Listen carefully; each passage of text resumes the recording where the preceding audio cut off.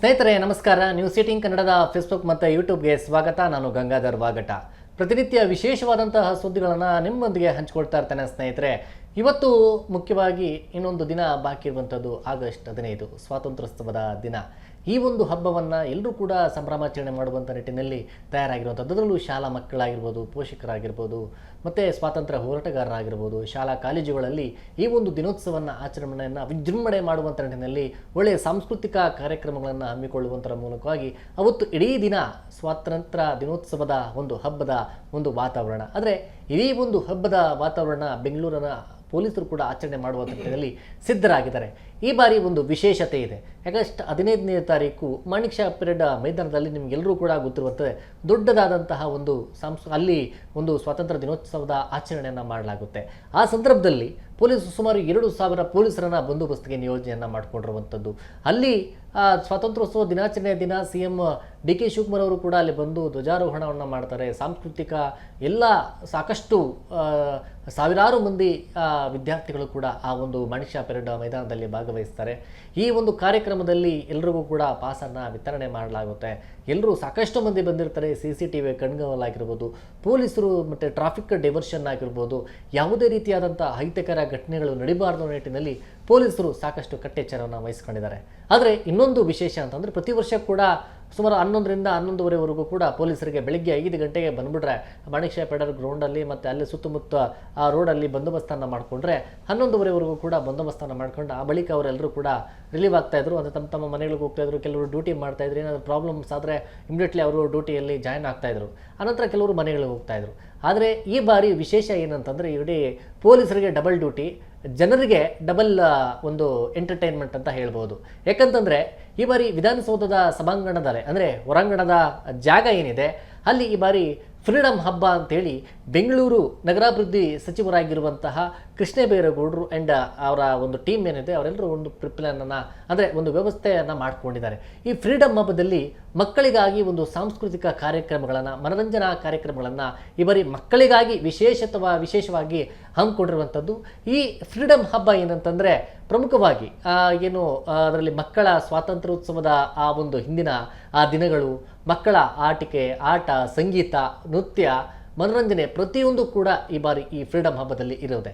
ಈ ಫ್ರೀಡಮ್ ಹಬ್ಬದಲ್ಲೂ ಕೂಡ ಯಾಕಂತಂದರೆ ಸಾವಿರಾರು ಜನ ಈ ಬಾರಿಯೂ ಕೂಡ ಆ ಒಂದು ಫ್ರೀಡಮ್ ಹಬ್ಬದಲ್ಲಿ ಸೇರುವಂಥ ಒಂದು ಸಾಧ್ಯತೆಗಳು ಕೂಡ ಇದೆ. ಯಾಕಂದರೆ ಈ ಬಾರಿ ಏನು ಮಾಡಿದ್ದಾರೆ, ಆ ಫ್ರೀಡಮ್ ಹಬ್ಬದಲ್ಲಿ ಜಾಯ್ನ್ ಬರಬೇಕು ಅಂತಂದರೆ ಮಕ್ಕಳು, ಪೋಷಕರು ಒಂದು QR ಕೋಡ್ ಇದೆ, ಫ್ರೀಡಮ್ ಹಬ್ಬ QR ಕೋಡ್ ಅಂತೇಳಿ.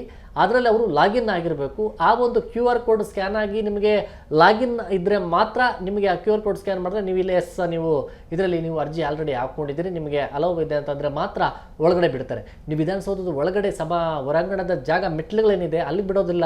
ಮೇನ್ ರೋಡಲ್ಲೇ ನಿಮಗೆ ಅಲ್ಲಿ ಚೆಕಿಂಗ್ ಮಾಡ್ತಾರೆ ಪ್ರತಿಯೊಂದು ಹಂತದಲ್ಲಿ ಕೂಡ. ಯಾಕಂತಂದರೆ ನಿಮಗೆ ಈಗ KR ಸರ್ಕಲಿಂದ ವಿಧಾನಸೌಧ ರಾಜಭವನ ರೋಡ್ ಏನಿದೆ ಸಂಪೂರ್ಣವಾಗಿ ಅದನ್ನು ಕ್ಲೋಸ್ ಮಾಡ್ತಾರೆ. 12 ಗಂಟೆಯ ಟೈಮ್ಗೆ ಅದನ್ನು ಕ್ಲೋಸ್ ಮಾಡಿಕೊಂಡು ಇಡೀ ರೋಡನ್ನು ತಮ್ಮ ಸುಪರ್ದಿಗೆ ಪೊಲೀಸರು ತೆಗೆದುಕೊಳ್ತಾರೆ.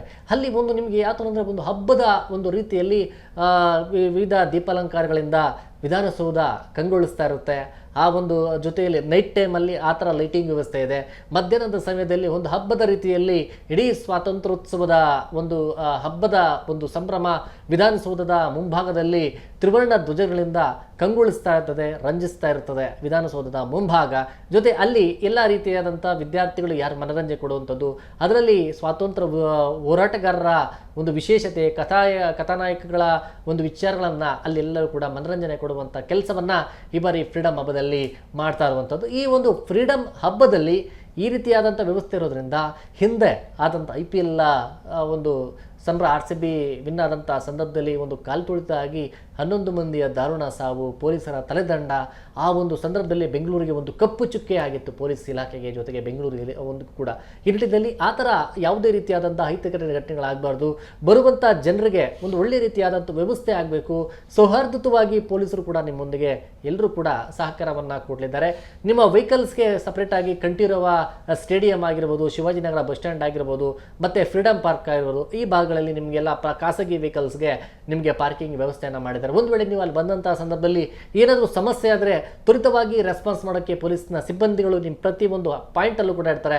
ಕೂಡಲೇ ಅಕಸ್ಮಾತ್ ಮಕ್ಕಳು ಯಾರಾದರೂ ಮಿಸ್ಸಿಂಗ್ ಆಗುವಂಥದ್ದು, ಯಾರಾದರೂ ಅಲ್ಲಿ ಮಿಸ್ಬಿಹೇವ್ ಮಾಡುವಂಥದ್ದು, ಅಥವಾ ಏನೋ ಒಂದು ಪ್ರಾಬ್ಲಮ್ ಆಯಿತು, ಸಮಸ್ಯೆ ಆದಂಥ ಸಂದರ್ಭ ಅವರಿಗೆ ರೆಸ್ಪಾನ್ಸ್ ಮಾಡಿದ್ರೆ ಕೂಡಲೇ ಪೊಲೀಸರು ನಿಮಗೆ ಸಹಕಾರವನ್ನು ಕೊಡುವಂಥ ವ್ಯವಸ್ಥೆಯನ್ನು ಈ ಬಾರಿ city police commissioner Seemant Kumar Singh ಅವರು ಕೂಡ ಒಂದು ವ್ಯವಸ್ಥಿತ ಅಂದರೆ GBA ಆಗಿರ್ಬೋದು, ಜಿಲ್ಲಾಧಿಕಾರಿಗಳ ಒಂದು ಇಲಾಖೆ ಆಗಿರ್ಬೋದು, ಪೊಲೀಸ್ ಇಲಾಖೆ ಆಗಿರ್ಬೋದು, ಟ್ರಾಫಿಕ್ ಒಂದು ಡಿಪಾರ್ಟ್ಮೆಂಟ್ ಆಗಿರ್ಬೋದು, ಎಲ್ಲರೂ ಜಂಟಿಯಾಗಿ ನಿಮಗೆ ಈ ರೀತಿಯಾದಂಥ ವ್ಯವಸ್ಥೆ. ಆದರೆ ಏನೇ ಮಾಡಿದರೂ ಕೂಡ ಪೊಲೀಸ್ ಭದ್ರತೆ, ನಿಮ್ಮ ಸುರಕ್ಷತೆ ಪೊಲೀಸ್ ಇಲಾಖೆಯ ಆದ್ಯತೆ ಆಗಿರುವಂಥದ್ದು. ಈ ನಿಟ್ಟಿನಲ್ಲಿ ಪೊಲೀಸರು ಎಲ್ಲ ರೀತಿಯಾದಂಥ ಒಂದು ವ್ಯವಸ್ಥೆಯನ್ನು ಮಾಡಿಕೊಂಡು ನೀವು ಖುಷಿಯಿಂದ ಆ ಒಂದು ಫ್ರೀಡಮ್ ಹಬ್ಬದಲ್ಲಿ ಪಾಲ್ಗೊಳ್ಳಿ ಮತ್ತು ಎಂಜಾಯ್ ಮಾಡಿ ಸುರಕ್ಷಿತವಾಗಿ ನೀವು ಮನೆಯನ್ನು ತಲುಪುವಂಥ ನಿಟ್ಟಿನಲ್ಲಿ ಪ್ರತಿ ಹಂತದಲ್ಲೂ ಕೂಡ ಪೊಲೀಸರು ಬಾರಿ ಪ್ಲ್ಯಾನ್ ಮಾಡಿಕೊಂಡಿದ್ದು, ಒಂದು ವೇಳೆ 12 ವರ್ಷದ ಒಳಗಿನ ಮಕ್ಕಳಿದ್ರೂ ಸಹ ಅವ್ರಿಗೆ ನಿಮಗೇನು ಲಾಗಿನ್ ಆಗಬೇಕು ಅನ್ನೋದು ಅವಶ್ಯಕತೆ ಇಲ್ಲ. ಪೋಷಕರಾದರೆ ಅಂಥವ್ರನ್ನು ನೋಡಿ ಅವರನ್ನು ಒಳಗಡೆ ಕೆಲಸ ಮಾಡ್ತಾರೆ. ಆದರೆ QR ಕೋಡ್ಸ್ ಇಲ್ಲದೆ ನೀವು ಯಾರಾದರೂ ಬಂದರೆ ನಿಮಗೆ ಅಲೋವ್ ಮಾಡೋದಿಲ್ಲ.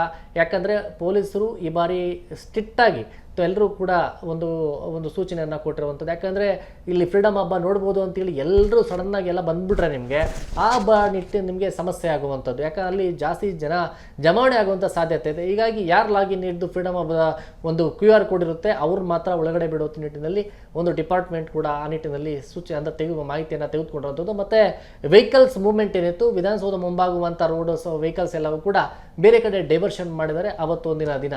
ಮತ್ತು ಆ ಮೆಟ್ರೋ ಏನಿದೆ ಅಂದರೆ ವಿಧಾನಸೌಧದಲ್ಲಿ ಸ್ಟಾಪ್ ಆಗ್ತಕ್ಕಂಥ ಮೆಟ್ರೋ ಕೂಡ ಅವತ್ತು ಸಮಯ ಬದಲಾವಣೆ ಮಾಡಿ ರಾತ್ರಿ 9 ಗಂಟೆಯ ಬಳಿಕ ಅಲ್ಲಿ ಮೆಟ್ರೋವನ್ನು ಸ್ಟಾಪ್ ಕೊಡುವಂಥ ನಿಟ್ಟಿನಲ್ಲಿ ಸೂಚನೆಯನ್ನು ಕೊಟ್ಟಿದ್ದಾರೆ ಸ್ನೇಹಿತರೆ. ಹೀಗಾಗಿ ಇವತ್ತು ಅಂದರೆ 15ನೇ ತಾರೀಕು ಸ್ವಾತಂತ್ರ್ಯೋತ್ಸವದ ದಿನ ಎಲ್ರಿಗೂ ಕೂಡ ಒಂದು ಡಬಲ್ ಧಮಾಕ. ಅದರಲ್ಲಿ ಬೆಂಗಳೂರಿನ ಸಿಟಿ ಮಂದಿಗೆ ಮಾತ್ರ ಹಬ್ಬದ ಒಂದು ವಾತಾವರಣ. ಒಂದು ಮಾಣಿಕ್ ಷಾ ಪರೇಡ್ ಮೈದಾನದಲ್ಲಿ ಸ್ವಾತಂತ್ರ್ಯೋತ್ಸವದ ಒಂದು ದಿನದ ಆಚರಣೆ, ಮತ್ತು ಈ ಕಡೆ ಫ್ರೀಡಮ್ ಹಬ್ಬ ಅಂತೇಳಿ ವಿಧಾನಸೌಧದ ಮುಂಭಾಗದಲ್ಲಿ ಮಕ್ಕಳ ಅವರ ಮನರಂಜನಾ ಕಾರ್ಯಕ್ರಮಗಳನ್ನು ಕಣ್ತುಂಬಿಕೊಳ್ಳುವಂಥ ಒಂದು ಅವಕಾಶ. ನಿಮಗೆ ಡಬಲ್ ಧಮಾಕ, ಆದರೆ ಪೊಲೀಸರಿಗೆ ಡಬಲ್ ಡ್ಯೂಟಿ. ಏನೇ ಇದ್ರೂ ಕೂಡ ಜನಸ್ನೇಹಿ ಪೊಲೀಸರು ನಿಮಗೆಲ್ಲರೂ ಕೂಡ ಒಂದು ಭದ್ರತೆ, ಸುರಕ್ಷತೆ, ಆದ್ಯತೆ ಕೊಡುವಂಥದ್ದು ಅವರ ಕರ್ತವ್ಯ. ನಿಟ್ಟಿನಲ್ಲಿ ಅವರು ಕೂಡ ಈ ರೀತಿ ಎಲ್ಲ ಒಂದು ಬಂದೋಬಸ್ತನ್ನು ಮಾಡ್ಕೊಂಡಿದ್ರೆ ಯಾವುದೇ ರೀತಿಯ ಅಹಿತಕರ ಘಟನೆಗಳು ನಡೀಬಾರ್ದು ಅಂತೇಳಿ ಪೊಲೀಸರು ಸಾಕಷ್ಟು ಕಟ್ಟೆಚ್ಚರನ್ನು ಮಾಡಿಕೊಂಡಿರುವಂಥದ್ದು ಕಮಿಷನರ್ಗೆ ಒಂದು ಟಾಸ್ಕ್ ಆಗಿರುವಂಥದ್ದು. ಯಾಕಂದರೆ DCPಗಳ ಮಟ್ಟ ಆಗಿರ್ಬೋದು, ಹಿರಿಯ ಅಧಿಕಾರಿಗಳಾಗಿರ್ಬೋದು, ಅವರೆಲ್ಲರೂ ಕೂಡ ಸರ್ಕಾರದ ಮಟ್ಟದಲ್ಲಿ ಚರ್ಚೆಯನ್ನು ಮಾಡಿ ಸ್ವಾತಂತ್ರ್ಯೋತ್ಸವದ ದಿನ ಅವರ ಒಂದು ಟಾರ್ಗೆಟ್ ಆಗಿದ್ರು ಕೂಡ ಬಂದೋಬಸ್ತ್ ಮಾಡುವಂಥದ್ದು ಅದು ತುಂಬ ಸೂಕ್ಷ್ಮವಾದಂತಹ ಒಂದು ವಿಚಾರ.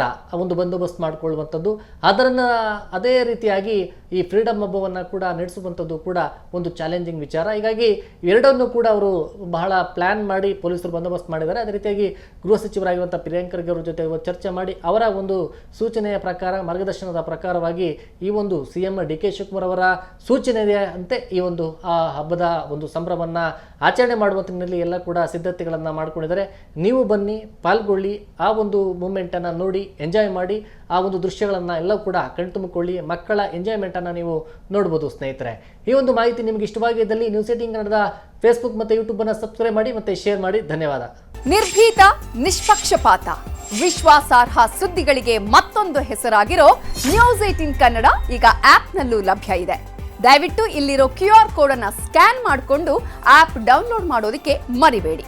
ನಿಮ್ಮ ಬೆಂಬಲ ಹೀಗೆ ಸದಾ ನಮ್ಮೊಂದಿಗಿರಲಿ. ಧನ್ಯವಾದ.